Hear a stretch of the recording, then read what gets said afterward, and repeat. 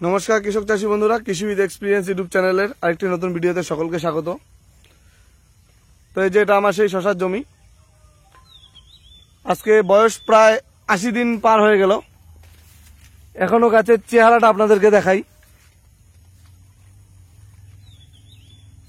দেখতে পারেন গাছ যদিও হালকা একটু হলুদ হয়েছে, কিন্তু ডগাগুলো কিন্তু এখনো একদম সবুজ কচকচে আছে।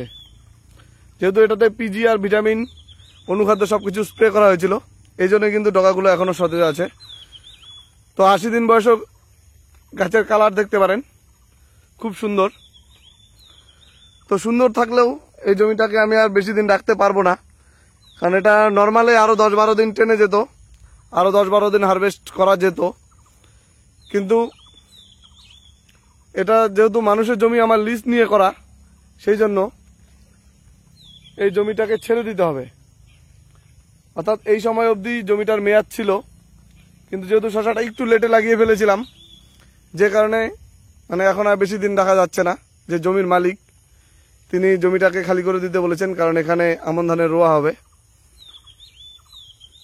তো এই অবস্থায় জমিটাকে ভাঙতে অনেকটাই কষ্ট হবে, কারণ এখনো এই জমি থেকে প্রতিদিন, এখানে তো এই এক পাতা শশা লাগানো 450 থেকে 700 মতো গাছ ছিল।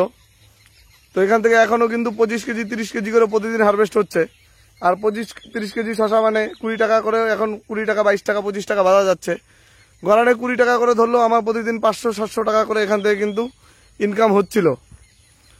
তো এই জায়গাটা কিন্তু এখন ছেড়ে দিতে হবে। যদিও আরো যদি মোটামুটি 10 দিন রাখা যেত, কম করে হলেও আরো 5000 টাকা হয়ে যেত।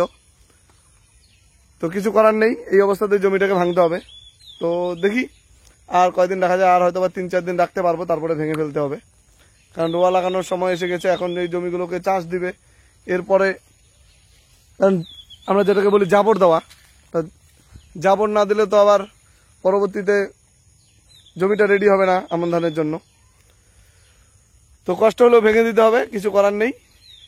সবাই ভালো থাকবেন। যাদের শশার জমিগুলো আছে তারা, যেহেতু এখন বাজারটা ভালো আছে, টুকিটাকি ট্রিটমেন্ট করে যান, ভালো পয়সা পাবেন। কারণ এখন কিন্তু বাজারে শশা নেই, চাহিদাটা প্রচুর। যেমন আমাদের ছোট মার্কেট, তো এই মার্কেটের মধ্যে অন্য সময় অনেকেই শশা নিয়ে আসে, কিন্তু এই মুহূর্তে বর্তমানে আমি একাই বিক্রি করতেছি। এই যে প্রতিটা ডকের মধ্যে কিন্তু নতুন নতুন জালি একদম ভর্তি হয়ে আছে, প্রতিটা ডকাতেই নতুন নতুন জালি আছে। তো কিছু করার নেই, তারপরেও ভেঙে ফেলবো।